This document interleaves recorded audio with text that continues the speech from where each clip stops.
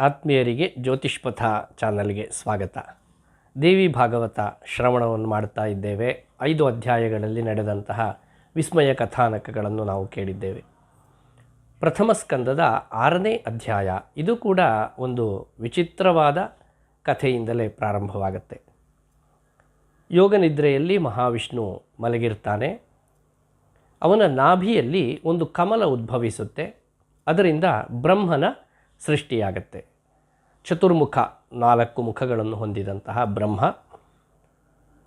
ಅವನು ಬೀಜಾಕ್ಷರಗಳನ್ನು ತಾನು ಪಠಿಸ್ತಾ ಅನುಸಂಧಾನವನ್ನು ಮಾಡ್ತಾ ಇದ್ದಾನೆ. ಮಹಾಮಾಯೆಯ ಅನುಸಂಧಾನವನ್ನು ಮಾಡ್ತಾ ಇದ್ದಾನೆ. ಇದು ಒಂದಷ್ಟು ಕಾಲ ಕಳೆಯುತ್ತೆ. ಆವಾಗ ನಿದ್ರಾವಶನಾದಂತಹ ವಿಷ್ಣುವಿನ ಕರ್ಣದಲ್ಲಿ ಒಂದು ಕಿಲ್ಬಿಷ ಅದು ಉದ್ಭವವಾಗಿ ಅದು ಅವನಿಗೆ ಸ್ವಲ್ಪ ಕಿರಿಕಿರಿಯನ್ನು ಉಂಟು ಮಾಡುತ್ತೆ. ಮಹಾವಿಷ್ಣುವಿಗೆ ಅವನು ತನ್ನ ಕಿವಿಯೊಳಗಿರುವಂತಹ ಕಲ್ಮಶ ಅಥವಾ ಕಿಲ್ಬಿಷ ಇದನ್ನು ಕೈಯ ಉಗುರಿನಿಂದ ತೆಗೆದು 2 ಕಿವಿಗಳಿಂದ ಹೊರಹಾಕ್ತಾ ಇದ್ದಾನೆ. ಇದರ ಕಾರಣದಿಂದ 2 ರಾಕ್ಷಸರು ಹುಟ್ಟುತ್ತಾ ಇದ್ದಾರೆ. ಮಧುಕೈಟಭರು ಅಂತ ಅವರಿಗೆ ಹೆಸರು. ಅಂತಹ ಮಧುಕೈಟಭರು ಹುಟ್ಟಿದವರು ಹಸಿವಿನಿಂದ ಅವರು ಬಳಲ್ತಾ ಇದ್ದಾರೆ. ನೋಡಿ, ಜೀವಿಯ ಮೊದಲ ಗುಣ ಯಾವುದು ಕೇಳಿದರೆ ಹಸಿವೆ.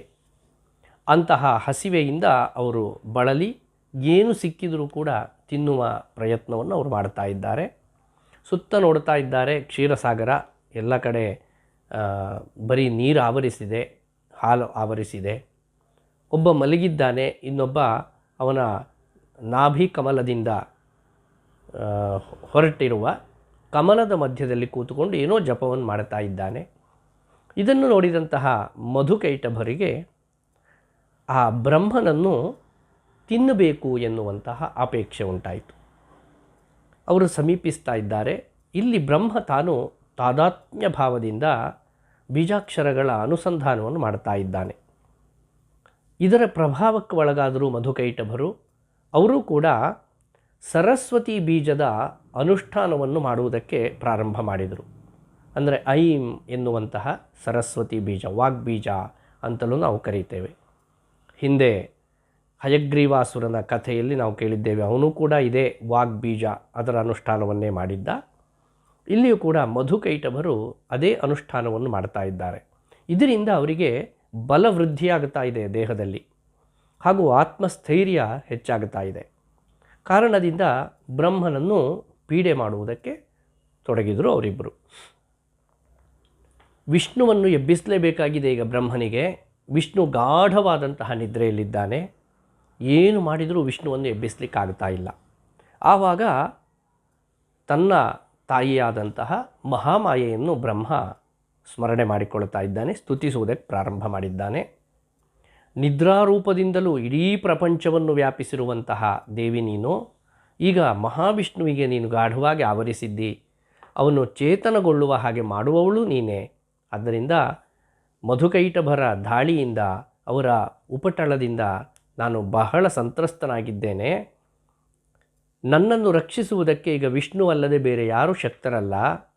ನೀನು ವಿಷ್ಣುವನ್ನು ಜಾಗೃತಗೊಳಿಸಬೇಕು ಎನ್ನುವುದಾಗಿ ಸ್ತುತಿಸ್ತಾ ಇದ್ದಾನೆ. ದೇವಿಯ ಪ್ರಭಾವಕ್ಕೆ ಒಳಗಾದಂತಹ ಮಹಾವಿಷ್ಣು ತತ್ಕ್ಷಣವೇ ಹೇಳ್ತಾ ಇದ್ದಾನೆ. ಎಚ್ಚರಗೊಂಡ ವಿಷ್ಣು, ಇಲ್ಲಿ ಬ್ರಹ್ಮನ ಸ್ತುತಿ ಹಾಗೆ ಮುಂದುವರಿಯುತ್ತೆ. ಯಾವ ಯಾವ ದೇವತೆಗಳನ್ನು ಸ್ತುತಿ ಮಾಡುವುದರಿಂದ ಅವರ ಸ್ವರೂಪ ಹೇಗೆ ಮತ್ತು ಅದರಿಂದ ಫಲ ಹೇಗೆ ಎನ್ನುವಂತಹ ನಿರೂಪಣೆ ಬರುತ್ತೆ.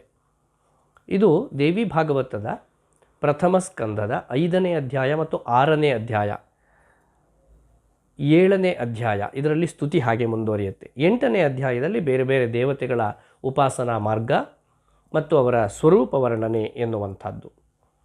9ನೇ ಅಧ್ಯಾಯದಲ್ಲಿ ಕಥೆ ಮುಂದುವರೆದು ಮಹಾವಿಷ್ಣು ಎಚ್ಚರಗೊಂಡವನು ತಾನು ನೋಡ್ತಾ ಇದ್ದಾನೆ, ಮಧುಕೈಟಭರು ಬ್ರಹ್ಮನನ್ನು ಪೀಡಿಸ್ತಾ ಇದ್ದಾರೆ.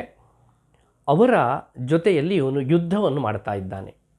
ಎಷ್ಟು ದೀರ್ಘಕಾಲದ ಯುದ್ಧ ಅದು ಅಂತ ಹೇಳಿದರೆ 5,000 ವರ್ಷಗಳು ಅಂತ ಹೇಳಿದರು. ಇದು ದೇವಮಾನದಲ್ಲಿ, ಮನುಷ್ಯನ ಲೆಕ್ಕ ಅಲ್ಲ, ದೇವಮಾನದಲ್ಲಿ 5,000 ವರ್ಷಗಳು ಸುದೀರ್ಘವಾಗಿ ಮಹಾವಿಷ್ಣುವಿಗೂ ಹಾಗೂ ಮಧುಕೈಟಭರಿಗೂ ಯುದ್ಧ ಸಂಭವಿಸ್ತಾ ಇದೆ.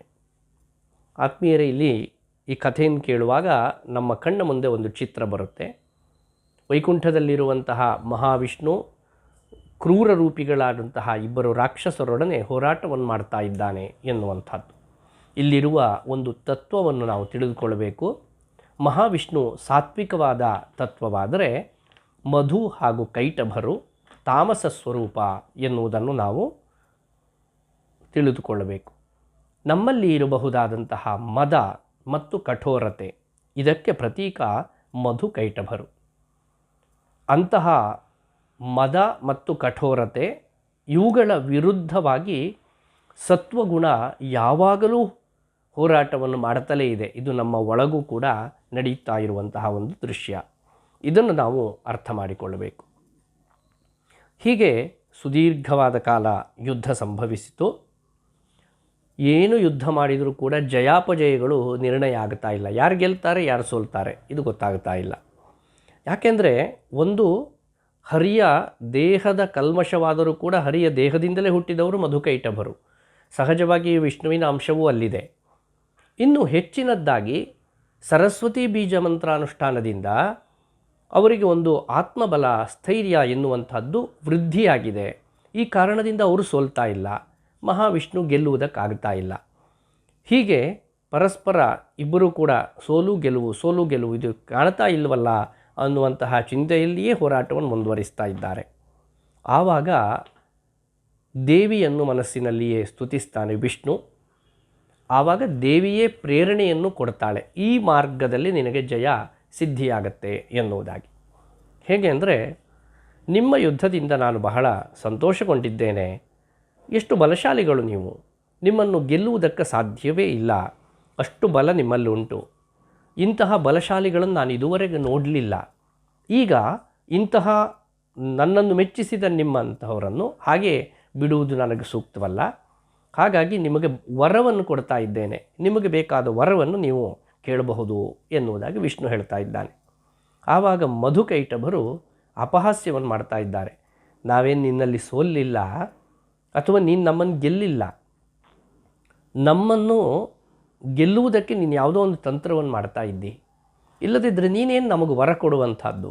ವರ ಕೊಡಬೇಕು ಅಂತ ಹೇಳಿದರೆ ನಮಗಿಂತ ಮೇಲಿನವನು ನೀನಾಗಿರಬೇಕು. ನೀನು ನೋಡಿದರೆ ಹಾಗೆ ಯಾವ ಕಾರ್ಯವನ್ನು ಮಾಡಿದವನಲ್ಲ. ಆದ್ದರಿಂದ ನಾವೇ ನಿನಗೆ ವರವನ್ನು ಕೊಡ್ತೇವೆ, ನಿನಗೇನು ಬೇಕೋ ಅದನ್ನು ಕೇಳು ಎನ್ನುವುದಾಗಿ ಮಧುಕೈಟಭರು ಹೇಳ್ತಾ ಇದ್ದಾರೆ. ಇದೇ ಸಮಯವನ್ನು ವಿಷ್ಣು ಕಾಯ್ತಾ ಇದ್ದ. ಕೂಡಲೇ ಆಯಿತು, ನೀವು ವರ ಕೊಡುವುದಾದರೆ ನನಗೆ ಬೇಕು, ನೀವಿಬ್ಬರೂ ನನ್ನಿಂದ ಹತರಾಗುವಂತಹ ವರ ಬೇಕು ಅಂತ ಕೇಳ್ತಾನೆ. ಆವಾಗ ಮಧುಕೈಟಭರಿಗೆ ಜ್ಞಾನೋದಯ ಆಗುತ್ತೆ. ನಾವು ನಿಜವಾಗಿಯೂ ತಪ್ಪನ್ನು ಮಾಡಿದ್ದೇವೆ, ನಾವು ಅಜ್ಞಾನ ಎನ್ನುವಂತಹ ಅಂಧಕಾರದಲ್ಲಿ ಮುಳುಗಿ ಇಂತಹ ಕಾರ್ಯವನ್ನು ಮಾಡುವ ಹಾಗಾಯಿತು ಎನ್ನುವುದಾಗಿ ಹೇಳ್ತಾ ಸುತ್ತಲೂ ನೋಡ್ತಾ ಇದ್ದಾರೆ. ಎಲ್ಲ ಕಡೆ ನೀರು ಆವರಿಸಿದೆ. ಆವಾಗ ಹೇಳಿದರು ಥಟ್ಟನೆ, ಸರಿ, ನಾನು ವರವನ್ನು ಕೊಟ್ಟಾಗಿದೆ, ನೀನು ನಮ್ಮನ್ನು ಕೊಲ್ಲಬಹುದು, ಆದರೆ ಎಲ್ಲಿ ನೀರಿಲ್ಲವೋ ಅಲ್ಲಿ ಮಾತ್ರ ನೀನು ನಮ್ಮನ್ನು ಕೊಲ್ಲಬೇಕು ಎನ್ನುವ ಷರತ್ತನ್ನು ಹಾಕ್ತಾ ಇದ್ದಾರೆ. ಆಯಿತು ಅಂತ ಹೇಳಿದ ವಿಷ್ಣು ತನ್ನ ತೊಡೆಯ ಮೇಲೆ ಅವರಿಬ್ಬರ ತಲೆಯನ್ನು ಇಡುವುದಕ್ಕೆ ಹೇಳಿದ. ಅಲ್ಲಿ ಜಲ ಇಲ್ಲ ಆ ತೊಡೆಯಲ್ಲಿ. ಆವಾಗ ಸುದರ್ಶನ ಚಕ್ರವನ್ನು ಅವನು ಸ್ಮರಿಸ್ತಾ ಇದ್ದಾನೆ. ತತ್ಕ್ಷಣಕ್ಕೆ ಬಂದಂತಹ ಚಕ್ರದ ಮುಖಾಂತರವಾಗಿ ಮಧು ಮತ್ತು ಕೈಟಭ ಇಬ್ಬರು ರಾಕ್ಷಸರ ತಲೆಯನ್ನು ಕತ್ತರಿಸಿದ. ಇಲ್ಲಿ ಒಂದು ವಿಶೇಷ ಸಂಭವಿಸುತ್ತೆ. ಯಾವುದು ಅಂದರೆ, ಅವರ ಮೇಧಸ್ಸಿನಿಂದ, ಅವರ ದೇಹದ ಒಳಗಿತ್ತಲ್ಲ ರಕ್ತ, ಮಜ್ಜ, ಮಾಂಸ, ಈ ಮೇಧಸ್ಸಿನಿಂದ ಈ ಸಮುದ್ರ ಎಲ್ಲ ತುಂಬಿತು, ಉಕ್ಕಿ ಹೋಯಿತು. ಆ ಕೊಬ್ಬಿನಿಂದ ಮೇದಿನಿಯ ನಿರ್ಮಾಣ ಆಯಿತು, ಅಂದರೆ ಭೂಮಿಯ ನಿರ್ಮಾಣ ಆಯಿತು ಅಂತ ದೇವಿ ಭಾಗವತ 9ನೇ ಅಧ್ಯಾಯದಲ್ಲಿ ವರ್ಣಿಸ್ತಾ ಇದೆ. ಗತಪ್ರಾಣೌ ತದಾ ಜಾತೌ ದಾನವೌ ಮಧುಕೈಟಭೌ ಸಾಗರ ಸಕಲೋ ವ್ಯಾಪ್ತ ತದಾ ವೈ ಮೇಧಸಾ ತಯೋಹೋ. ಅಂದರೆ ಅವರಿಬ್ಬರ ಮೇಧಸ್ಸಿನಿಂದ ಮೇದಿನಿಯ ನಿರ್ಮಾಣ ಆಯಿತು. ಅದು ಎಲ್ಲ ಸಾಗರವನ್ನೆಲ್ಲ ವ್ಯಾಪಿಸಿಬಿಡ್ತು.